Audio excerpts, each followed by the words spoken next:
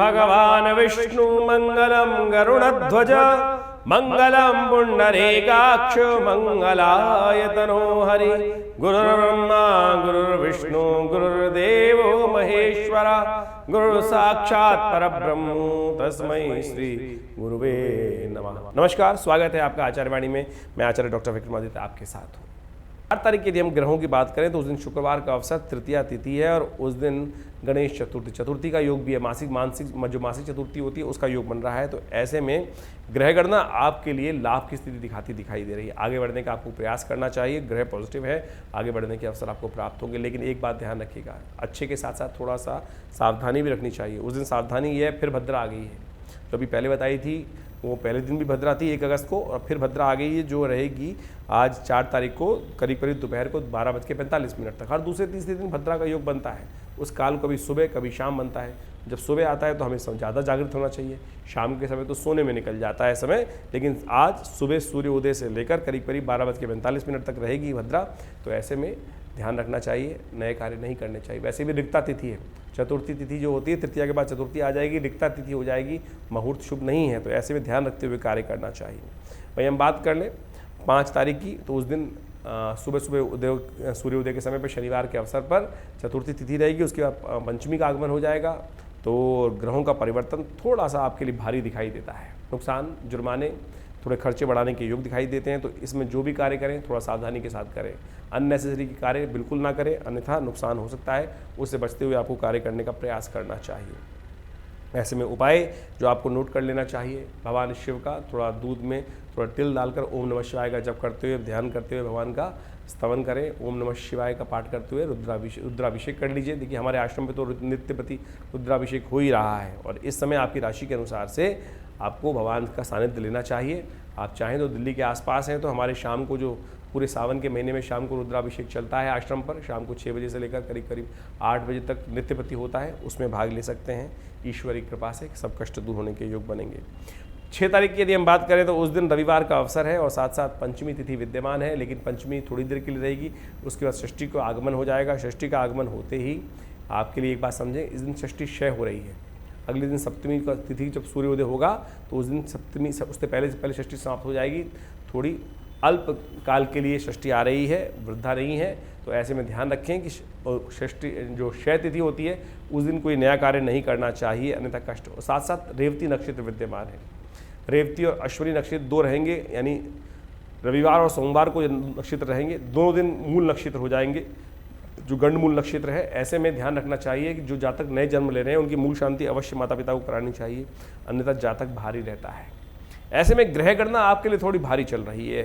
यदि हम बात कर रहे हैं 6 तारीख की, तो इसमें थोड़ा सा आपको ध्यान रखते हुए कार्य करना चाहिए। बेकार के फालतू कामों से अपने आप को बचाना चाहिए।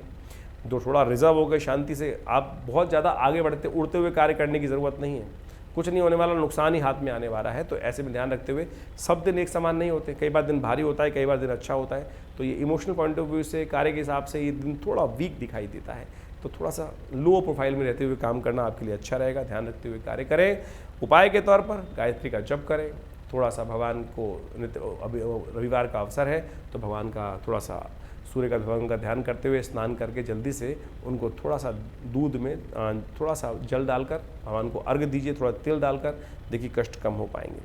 यदि 7 तारीख की बात करें तो 7 तारीख को सोमवार का अवसर है। सप्तमी तिथि विद्यमान है। उस दिन 2 ग्रह परिवर्तन की तरफ जा रहे हैं। चंद्रमा भी परिवर्तन की तरफ जाएगा जो सूर्योदय से पहले हो जाएगा, और सूर्योदय के बाद 11:01 पर शुक्र भी परिवर्तन की तरफ जाएंगे। आपके लग्न में, आपकी राशि के अनुसार से चतुर्थ भाव में, सुख भाव में आ जाएंगे सूर्य के साथ। और ये शुक्र का परिवर्तन जो है वक्र स्थिति में अस्त रहते हुए चतुर्थ भाव में सुख में पदार्पण करने के योग बना रहे हैं।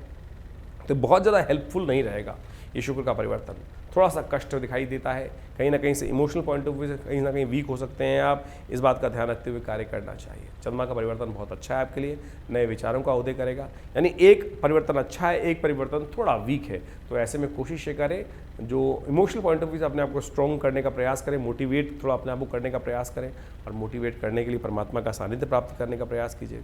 सोमवार का अवसर है। चंद्रमा जो आपको लाभ दे रहा है वो, और शुक्र जो आपको विलासिता की तरफ ले जा रहा है, थोड़ा कष्ट दे रहा है, इमोशनल वीक कर रहा है, उसको ठीक करने का कार्य आप कर सकते हैं। इच्छू रस से, गन्ने के रस से भगवान का अभिषेक कीजिए।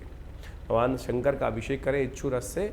मंत्र ओम त्र्यंबकम यजामहे सुगंधिम पुष्टिवर्धनम उर्वारुकमिव बंधनान मृत्योर्मुक्षीमामृता। हमने बहुत विशाल रूप से इस सावन के सोमवार पर जो मलमास में आ रहा है, इसमें रुद्राभिषेक का सुंदर कार्यक्रम रखा है। आप भी इसमें सम्मिलित हो सकते हैं। आपको सादर निमंत्रण है। नंबर्स जो फ़ोन पे नंबर चल रहे हैं व्हाट्सएप के, उन पर आप कॉल कीजिए और अपना स्थान आरक्षित कीजिए। चाहें तो इस रुद्राभिषेक में स्वयं भाग लेकर बहुत सुंदर कार्य कर सकते हैं। यदि 8 तारीख की हम बात करें तो उस दिन ग्रहों की गणना दिखाती है कि उस दिन मंगलवार का अवसर, अष्टमी तिथि और विशेष तौर पर कालाष्टमी है। उस दिन सावन के महीना और विशेष तौर पर अधिक मास और कृष्ण पक्ष की अष्टमी, शिव का स्तवन करने का बहुत सुंदर दिवस और शिव के अवतार मंगलवार का दिन है। तो हनुमान जी दोनों की पूजा आराधना करने का आपको प्रयास करना चाहिए।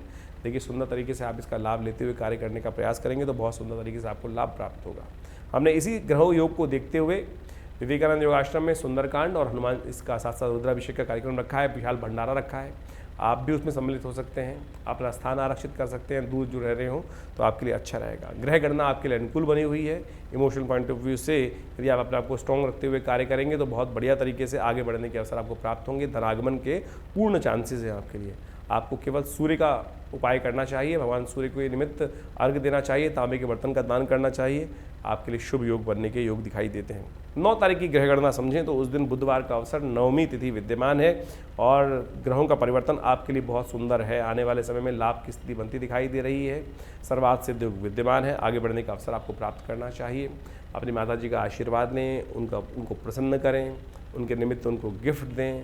जितना आशीर्वाद आपको अपनी माँ का मिलेगा और उतने ज़्यादा आपको आगे बढ़ने के अवसर मिलेंगे। यदि माता आपके साथ हैं तो बहुत सुंदर है, उनका आशीर्वाद लीजिए। यदि माँ जी नहीं है तो कोशिश करें उनके निमित्त तर्पण इत्यादि करें। देखिए आपको तो संपूर्ण प्रकार से आशीर्वाद लेने के लिए माँ का आशीर्वाद लेना चाहिए। देखिए कल्याणकारी योग बनेंगे। वहीं 10 तारीख की ग्रह गणना हम समझें तो उस दिन बृहस्पतिवार दिखाई देता है और साथ साथ उस दिन दशमी तिथि विद्यमान है और बृहस्पतिवार है। ग्रहों की गणना आज भी आपके लिए अनुकूल बनी रहेगी। आप मोटिवेट होते हुए कार्य करने का प्रयास कीजिए। धनागमन के सुंदर योग बनते दिखाई दे रहे हैं। तो इस प्रकार से ग्रहों की गणना हर रोज़ परिवर्तन की तरफ जाती है, हर क्षण परिवर्तन की तरफ जाती है और ज्योतिष विज्ञान यही आपको समझाने का प्रयास करता है कौन सा समय आपके लिए किस प्रकार का ग्रह योगों का प्रभाव उत्पन्न कर रहा है। तो आपकी राशि के अनुसार से हमने आपको बताया मेष राशि वालों। तो ऐसे में समय का सदुपयोग करते हुए आपको कार्य करने का प्रयास करना चाहिए। आपके लिए ग्रह बड़े अनुकूल बने हुए हैं। लेकिन ध्यान रखिएगा, इस वक्त राहु और बृहस्पति की युति चल रही है जो अक्टूबर तक चलने वाली है आपके लिए। ये राहु बृहस्पति के पूर्ण प्रभाव को आपके लिए लाभ देने के योग बनाने नहीं दे रहा है। बृहस्पति पूरी तरह से प्रशस्त है लेकिन शनि से दृष्ट है, तो आपको कुछ खास उपाय करते रहने चाहिए, अन्यथा आपके लिए कष्ट होने के योग बनते रहेंगे। ऐसे में राहु के निमित्त उपाय कीजिए। आप तांबे के बर्तन किसी मंदिर में जाके दान करके आइए, क्योंकि अक्टूबर तक विशेष तौर पर ये राहु जो है बृहस्पति को छोड़ने वाला नहीं है और इसी कारण से आप पूरी तरह से देख रहे होंगे कि जितने लाभ मिल रहे हैं मिलने चाहिए उतने आपके जो एफर्ट्स हैं उतने लाभ आपको दे नहीं रहे हैं। तो राहु का उपचार कीजिए। ओम भ्रांग भ्रीं भ्रौंग से राहवे नमः इस मंत्र का जप कीजिए। देखिए आपकी जन्मपत्री में कहाँ कौन सा ग्रह कष्ट दे रहा है।